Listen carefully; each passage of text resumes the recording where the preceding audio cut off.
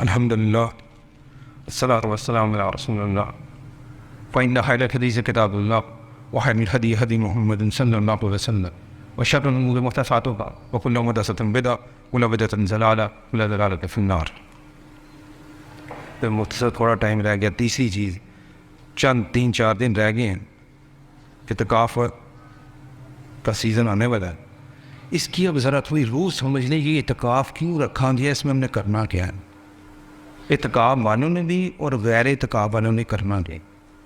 آخری اشرا استقبال قرآن ہے، قرآن آ رہا ہے، تو سب سے پہلے جس کا جوش جذبہ بڑا کس کا ہوتا ہے؟ معتکف کا. اس کو شوق ہوتا ہے کہ میں خیمے میں بیٹھ کر سب سے پہلی صف میں قرآن کا استقبال کروں.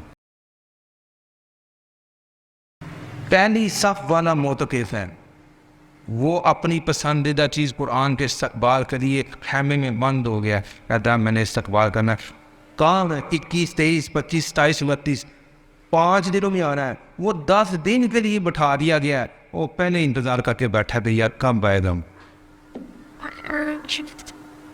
اور باقی غیر معتکفین دوسری تیسری صف والے ہیں، وہ بھی پیچھے لائن میں لگے ہیں. استقبال ہم نے قرآن کا کرنا. اور قرآن کا استقبال کیسے ہو رہا ہے؟ قرآن کہہ رہا ہے، یہ سورۃ القدر میں تھوڑا اس کا نقشہ جو ہے وہ کھینچا گیا ہے. بیچ میں سے تھوڑا اس کے متعلقہ میں تھوڑی آیت پڑھ دیتا ہوں. تنزل الملائکۃ والروح فیہا، اس بات میں سن، فرشتے اور جبریل علیہ السلام کی صراط کو اترتے ہیں. کمانڈر ان چیف کون ہے؟ پروٹوکول ہوتا ہے نا، بڑا بندہ آئے نا، 10 گاڑیاں پہلے گزرتی ہیں، دائیں طرف بائیں طرف پیچھے گاڑیوں کی لائن، درمیان میں بندہ ہوتا ہے. استقبال رمضان کیا ہے؟ جبریل کمانڈر ان چیف ہے، صدارت کر رہے ہیں، پیچھے فرشتوں کی لائنیں لگی ہیں اور درمیان میں قرآن لے کر اتارنے. اور ہم جیسے تماشائی سائڈ سڑکوں پر کھڑے ہیں، معتکف کھڑے ہیں اور بغیر معتکف کھڑے ہیں اس استقبال کے لیے کہ قرآن آ رہے ہیں، اس کا استقبال کر. اور استقبال کرنا کیسے ہے؟ سب سے پہلے کیا؟ خوشی ہے. یا اللہ، ہم امت محمد ہمیں قرآن مل گیا، اس پر خوش ہونا ہے. یا اللہ تیرا شکر ہے، ہماری کو نہ محنت نہ تو دعا نہ تو کوشش، ہمیں قرآن والوں میں سے بنا رہا ہے. یا اللہ تیرا شکر ہے. دوسرا کام کیا کرنا ہے؟ رونا ہے اور معافی مانگنی ہے. اس قرآن کا حق ادا نہیں کر سکتے، یا اللہ معاف کر دے. اور تیسرا، اگر آپ اسے توفیق مانگنی ہے کہ اس کا حق تو نہیں ادا کر سکتے لیکن اس کے ساتھ مجھے ہدایت والا میرا تعلق بنا. یہ ہم ایسی تصور کریں کہ سڑک پر جو پوری بریگیڈ چل رہی ہوتی ہے، درمیان میں وی آئی پی بندہ ہے، آگے بھی موٹر سائیکل ہے، گاڑی ہیں بلٹ پروف گاڑیاں، پیچھے بھی دائیں بھی بائیں بھی.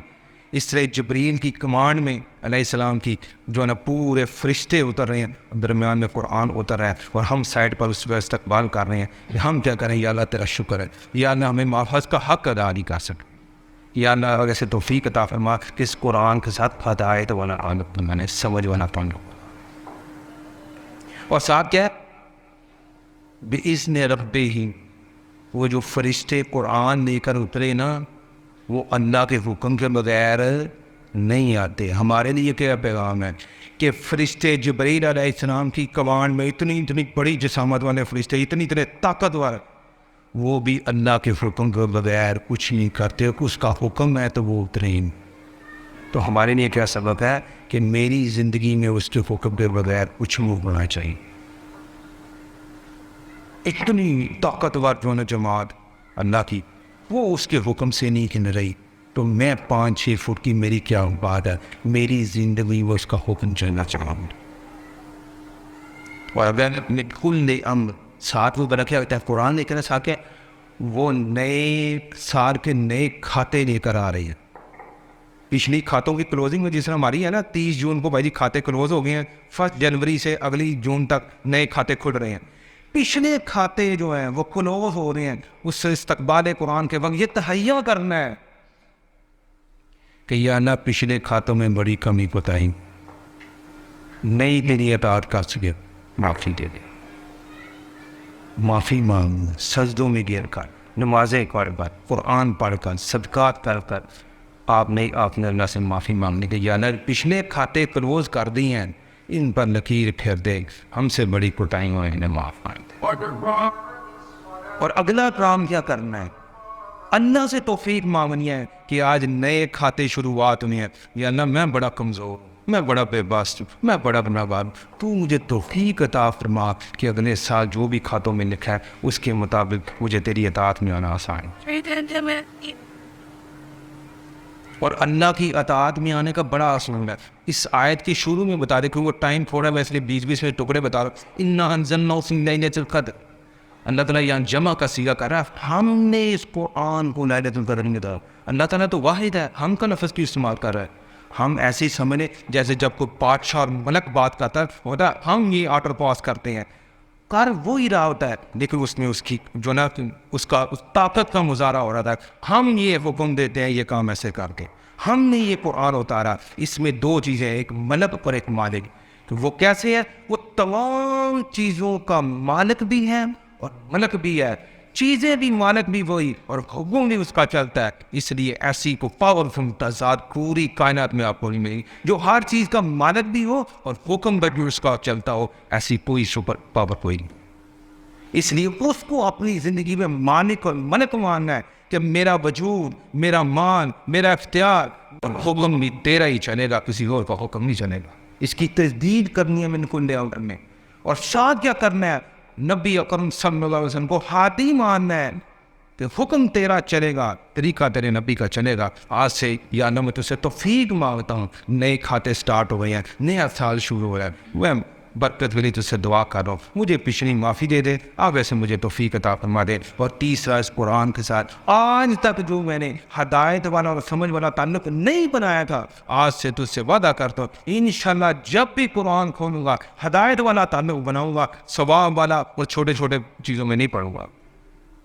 تو یہ جو ہے نا، یہ استقبال قرآن آ رہا ہے آخری اشرا، اس قرآن کے استقبال کے لیے ہم نے اس تماشائیوں کی طرح جو بڑے کسی حکمران کے استقبال کے لیے سڑکوں پر سائڈوں پر کھڑے ہوتے ہیں اور پھول کی پتیاں نچھاور کر رہے تھے، کہہ رہے ہمارا لیڈر آ گیا، ہمارا رہنما قرآن آ گیا، ہم نے اس کا استقبال کرنا۔ اور استقبال کرتے ہوئے پھر میں نے وہ بات دہرا رہا ہوں کہ ہم نے کیا کرنا ہے؟ خوش ہونا ہے، اس کے بعد معافی کرنی ہے، معافی تلافی کروانی کہ ہم نے اس کا حق ادا نہیں کرنا، اور آپ اسے توفیق مانگنی ہے، اور اس کے ساتھ من کل امر پچھلے کھاتوں کی معافی مانگنی ہے، نئے کھاتوں کی اس سے توفیق مانگنی ہے، یا نہ آج کے بعد اپنی زندگی میں ملک بھی تجھے مانوں گا اور مالک بھی تجھے مانوں گا، مالک بھی تو ہے، حکم بھی تیرا چلے گا، اور طریقہ تیرے نبی کا چلے گا، کسی وقت مزار نہیں کسی کا طریقہ چلے گا۔ اور یہ قرآن ہدایت والی کتاب تو نے شب قدر میں نازل کیا، اس پر ہم بڑے خوش ہیں، اس کا حق نہیں ادا کر سکتے، لیکن کوشش کریں گے کہ آج کے بعد جب بھی قرآن کھولیں گے اسے سمجھے بہار کے پائیں۔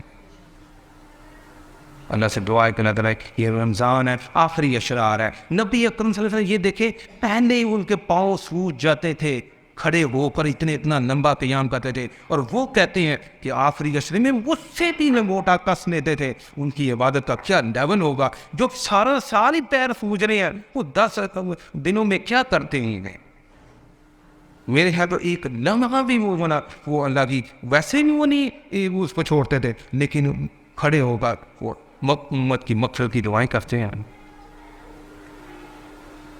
تو آخری اشرا آ رہا ہے بنو استقبال قرآن ہے کہ اللہ توفیق دے تو اتقاف بیٹھیں، کیوں اتقاف بیٹھے؟ سمجھیے آپ فرنٹ لائن قرآن کا استقبال کرنے والوں میں لکھ لیے جائیں گے، اگر نہیں ہوتا تو کم سے کم ان راتوں میں ان میں ٹیٹ کر اللہ سے معافی مانگے، یہ جو چیزیں ہماری کمی بتائی ہے اس کو ہم دور کرنے کی کوشش کریں اور اللہ سے توفیق مانگیں۔ ہماری کوئی اوقات نہیں ہے کہ ہم کچھ کر سکیں، اس سے توفیق مانگیں گے، اللہ تو توفیق عطا فرما، اور جتنا ہم کر سکیں اسے بس تھوڑا سا سمجھ کے قبول کر لیں، بس ہماری اتنی اوقات نہیں ہم اس کا حق ادا کر سکیں۔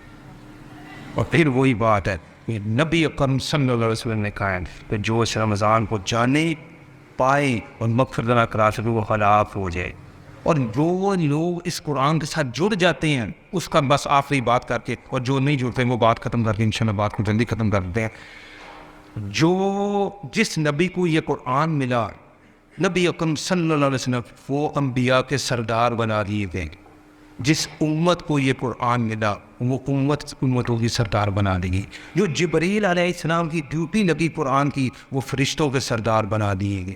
جس مہینے میں یہ قرآن اترا اس مہینے کو سردار بنا دیا گیا. جس رات کو یہ اترا اسے ڈائریکٹلی قدر بنا دیا گیا. اور جو لوگ اس کے ساتھ جڑ جاتے ہیں، انبیاء کے بعد قرآن میں دوسرا لفظ صدیقین آیا ہے. انبیاء، صدیقین، شہداء، صالحین.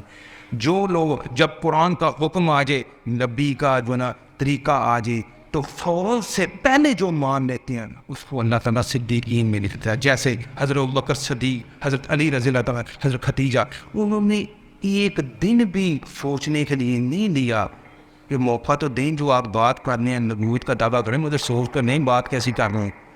فوراً سے پہلے مان لیا تو ابوبکر صدیق کو صدیقین میں نکلو ہے. حضرت علی کو حضرت خدیجہ صدیقین میں نکلوا گیا. صدیق کی تعریف ہی کہ جب حق بات آ جائے پھر وہ اپنی انا، اپنی ضد، اپنی فرقہ، اپنا چدراہٹ، اپنا ذاتی مفاد پیچھے نہیں رہتا. کہتا رب کا حکم آ گیا، نبی کا طریقہ آ گیا، فوراً مان لو تو صدیقین میں نکلنا تھا. اور جو بندہ اپنی گردن کٹا دیتا ہے اللہ کی راہ میں، وہ یہ ثابت کرنے کی کوشش کرتا ہے کہ یا اللہ میں اپنی گردن خون بہا کر یہ ثابت کرتا ہوں کہ تیرا دین سچا ہے، میرا خون حاضر ہے، اس کو شہداء میں لکھ دیا جاتا ہے. اور صالحین چوتھی کیٹیگری ہے کہ جو لوگ اللہ کے قرآن کے ساتھ علم اور حدیث کے ساتھ جڑ کے بعمر مسلمان اور بڑے گناہوں سے بچتے ہیں، چھوٹوں میں کمی رہ جائے وہ معافی بھی مانگتے ہیں. وہ کہتا ہے یا اللہ ہمیں تو اپنے نیک گناہوں میں لکھ دے. اللہ تعالیٰ انہیں صالحین میں لکھ دیتا ہے. اور پھر جو یہ نہیں کرتے دوسری طرف وہ بھی فتویٰ ہے. یہ قرآنی حجت ہے کس کے لیے؟ تمہارے حق میں. یہ قرآن ہی تمہارے لیے حجت ہے تمہارے خلاف. اور قرآن کی ایک قائد آخری گواہی جو میں آپ کو بتا دوں گا، یہ میری امت کے لوگ تھے جنہوں نے دنیا میں رہتے ہوئے قرآن کو پشے پوش جانا، نہ اس کو سمجھا نہ اس پر عمل کیا. اب اللہ کے سامنے ہوگا گواہی میرے نبی اکرم صلی اللہ علیہ وسلم کی چلے گی. کون دنیا کی طاقت ہے جو اس کو چیلنج کر سکے کہ وہی فلان عدالت میں ابھی اس کی اپیل لے کر جانی ہے؟ وہاں اپیل نہیں ہوگی، وہاں پر فیصلہ ہوگا. اور پھر یہ دیکھ لیں اگر قرآن کے ساتھ ہی نہ رمضان میں جڑا، تعلق ہی نہ بنایا، اس کے ساتھ اپنا ربط ہی نہ بنایا، نبی کی حدیث کے ساتھ ہی نہ جڑا، عملی طور پر اس کو ایک پورا ذات حیات ہی نہ سمجھے، تو پھر یہ وہی دیکھیں میرے حق میں چلے گی وہ میرے خلاف چلے گی. اللہ سے دعا ہے کہ اللہ تعالیٰ یہ رمضان کی برکات ہے ان کو حاصل کرنے کی اور اس کے مطابق باہمر مسلمان بنے گی اور اپنی مغفرت کرانے کے اللہ تعالیٰ توفیق عطا فرمائے. سبحان ربک رب العزت عما یصفون وسلام علی المرسلین والحمد للہ رب العالمین.